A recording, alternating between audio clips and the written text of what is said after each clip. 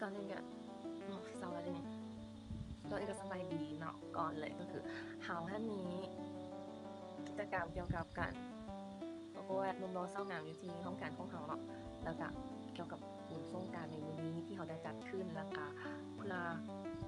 เป็นการแต่งตัวลาวย้อนยุคแล้วก็ไปไหว้พระเพิ่นนั่งพระทรงลงเพื่อให้คนที่อยู่อ้อมแอมแถวนั้นไหว้พระกันเนาะและถ้าเบิ่งมามื้อนี้จะเป็นแนวใดและที่สำคัญคือสุดคอนเซ็ปต์ของเฮาคือลาวย้อนยุคแต่ว่าเฮาน่าจะมาดูในสไตล์ความลาวสมัยเนาะที่จะออกเป็นโมเดิร์นนิดๆเรามาเบิ่งว่าการแต่งตัวจะเป็นแนวใดแล้วเขาจะแต่งหน้าแต่งตัวให้มันได้ประมาณนี้เนาะแล้วอย่ามาเบิ่งแต่ตอนนี้ขอตัวไปอาบน้ำล้างหน้าล้างตาแล้วเขามาเบิ่งว่าเขาจะแต่งหน้าเป็นแนวใดบ่ให้เป็นการเสียเวลาไปเลยเริ่มขั้นตอนการแต่งหน้ากันเลยเนาะและกะถ้าเบิ่งว่าลุคของมื้อนี้จะเป็นสาวว่านเรียบร้อยเงียบห้อยจะเป็นแนวใดเนาะเริ่มกันเลยอย่างแรกเริ่มที่การลงแร่ก่อนหรือว่าน้ำแข็งเนาะจะให้น้ำชื้นๆกับของอันนี้มันของ Make Up Fix Green Tea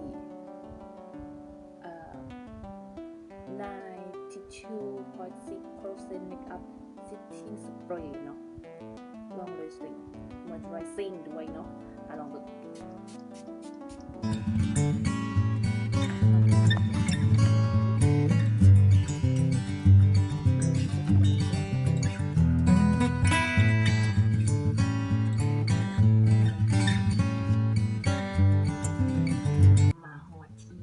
ห้องการแล้วเขาก็ซื้อพวกบันไดเราซื้อซักเดิลเขาก็ลองเบิ่งเจอว่าบริการสวยจริงเนาะ